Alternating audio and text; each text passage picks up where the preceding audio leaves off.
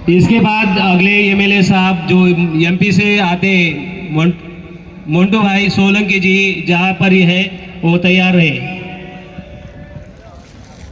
अभी तक तो साथी बहुत अच्छा रहा है। किसी भी हमारे जनप्रतिनिधियों ने धर्म या पॉलिटिकल के विषय में नहीं बोला है, सिर्फ समाज की बात की है। हम उम्मीद रखते हैं कि आगे के वक्ता भी इस बात का समझ रखेंगे। धन्यवाद। धन्यवाद। देश के कोने कोने से और विश्व के अलग अलग इलाकों से भारत देश के मूल मालिक मूल बीजू को मेरी ओर से धारिया ब्रॉड की धरती से दरियावाद विधानसभा की ओर से आप सभी को जोहार जोहार करता हूं। साथ ही मेरे पुरखों को नमन करता हूं। आज से पहले में 3 साल पहले जो झाबुआ के अंदर कार्यक्रम हुआ था, उस कार्यक्रम के अंदर में गया था तो कभी सोचा नहीं था इतना बड़ा मंच मिलेगा। आज इतने बड़े मंच पे बोल रहा हूं तो ये जो भी संभव हुआ, दरियावद विधानसभा की जनता, वहां के कार्यकर्ताओं के त्याग, समर्पण, मेहनत से संभव हुआ। मैं उन सबको दिल से धन्यवाद करता हूं। साथ ही पिछला कार्यक्रम दरियावद के अंदर हुआ था, उस कार्यक्रम को सफल बनाने के लिए वहां के एक एक कार्यकर्ता की मेहनत थी। उन सबको धन्यवाद करता हूं। आज इस मौके पर हम खड़े हैं। मैं हर बार कार्यक्रम में जाता हूं, बहुत बड़े बड़े, मेरे से भी बहुत बड़े बड़े बुद्धिजीवी और वक्ता आते हैं। मैं बेहद गहराई से उनको सुनता हूं, तब महसूस होता है कि सबके मुंह से निकलता है कि जमीनें लूटी जा रही है, जंगल छीना जा रहा है, अधिकार लूटे जा रहे हैं, रोज कानून बदले जा रहे हैं। समस्या सबसे सुनता हूं, लेकिन समाधान कौन बताएगा? समस्या सबसे सुनता जा रहा हूं।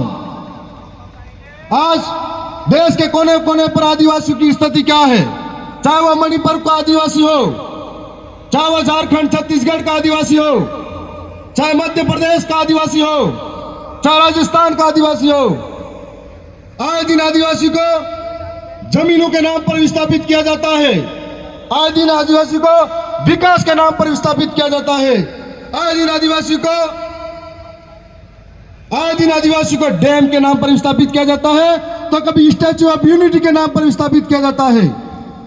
आए दिन आदिवासी के ऊपर जो इस देश का मूल मालिक है उसके सर पे मुता जाता है, कभी बहन बेटी को नंगा करके घुमाया जाता है। लेकिन इस समस्या का समाधान क्या है? क्योंकि हम लोग इस देश के अंदर 11 करोड़ 11% है, लेकिन कहीं संगठनों में बटे हुए हैं, कई झंडे लेके घूम रहे हैं और छोटे छोटे बातों में बटे हुए हैं। हम लोग पूरे 5 साल तक धरने प्रदर्शन करते हैं, सड़कों पर रहते हैं, संघर्ष करते हैं, लेकिन जब बारी आती है एक होकर ताकत दिखाने की, तब हमारा पाला चेंज कर देते हैं। यही हाल मध्य प्रदेश के अंदर हुआ था, यही हाल गुजरात के अंदर हुआ था। इसलिए हम लोग दर दर की ठोकरें खाने पर मजबूर हैं। मैं राजस्थान से आता हूं। राजस्थान के अंदर हम लोग आदिवासी जन प्रतिनिधि सिलेक्शन प्रणाली के तहत चुनाव जीते हैं। अभी हमारे बीच में एक चौधरी साहब बता रहे थे 50-50 करोड़ खर्च होता है। मैं साधारण परिवार का किसान का बेटा, जहां मेरा पिता ये कहता था कि बेटा चुनाव मतलब कपड़े पहनने के पैसे नहीं है, और इस विचारधारा की वजह से मैं विधायक बना हूं, एक एक जनता की वजह से बना हूं कि हमारे वहां पर चुनाव जीतने के बाद में विधानसभा के अंदर यदि हम नहीं बोलते हैं तो हमारे टिकट जनता काट देती है, और कमल कांग्रेस अगर बोलती है तो उनका टिकट हाईकमांड काट देता है। इसलिए हमको बोलना पड़ता है। आप सबके बीच में आए हैं, ये बताने के लिए आए हैं कि हमारे साथ इस तरह का व्यवहार होता है। चाहे जंगल लूटे जाए, जमीन छीनी जाए, चाहे हमारे विकास के नाम पर सरकार हमको बेवकूफ बनाती जाए, उसका एक समाधान यह है, हम आर्थिक रूप से कमजोर हैं, सांस्कृतिक रूप से कमजोर है, शैक्षणिक रूप से कमजोर है। 5 साल सड़कों पर आंदोलन करेंगे, धरना प्रदर्शन करेंगे।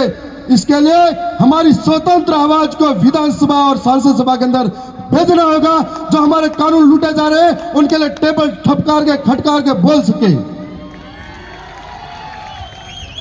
चाहे सरकार कोई भी हो, हमारे आदिवासी के ऊपर जो जुल्म होता है, हम लोग इतनी संख्या में हर रोज इकट्ठे होते हैं, लेकिन दिल्ली के अंदर, जयपुर के अंदर, महाराष्ट्र के मुंबई के अंदर, गुजरात के गांधीनगर के अंदर, भोपाल के अंदर बेरी गूंगी सरकारें हमको कभी नहीं सुनती है और वो खबरें स्थानीय मीडिया के अंदर दफन हो जाती है।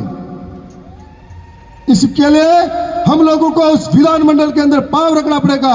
आज हमारा मकसद तभी पूरा होगा जब हम लोग कह रहे हैं कि ये सब करना चाहिए, ये समस्या है, वो समस्या है। रोज कानून बदले जा रहे हैं, उन कानून को बदलते कानून के लिए कौन आकर लड़ेगा? जब हम उस कानून को लड़ने के लिए वहां पर मौजूद होंगे तब लड़ पाएंगे। आप सबके बीच में आए हैं, आने वाले समय में राजस्थान का मॉडल अपनाइए। आपको एक मौका देके जा रहे हैं कि एक एक गरीब कि राजस्थान का मॉडल के अंदर राजा का बेटा राजा नहीं बन सकता।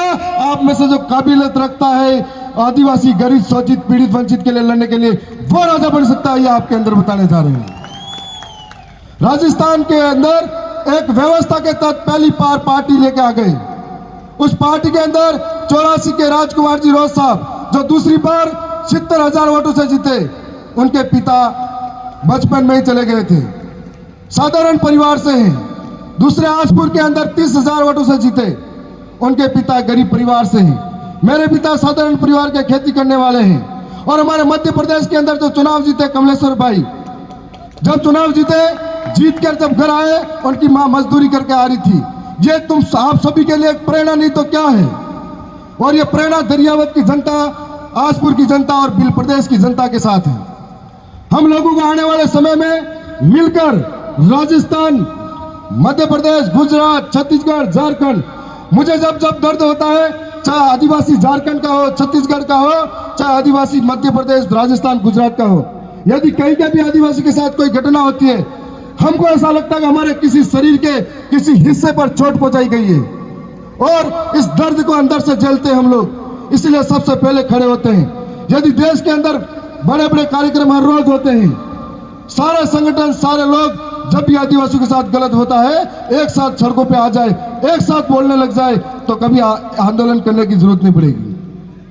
मैं आप सबके बीच में जो समय दिया है उसके लिए भी धन्यवाद। और मैं इतना ही कहूंगा कि आवाज अपनी दूर तलक छोड़ जाऊंगा, आवाज अपनी दूर तलक छोड़ जाऊंगा। खामोशी की बेमौत गवारा नहीं मुझे, शीशा हूं मैं, टूट भी गया तो अपनी खनक छोड़ जाऊंगा।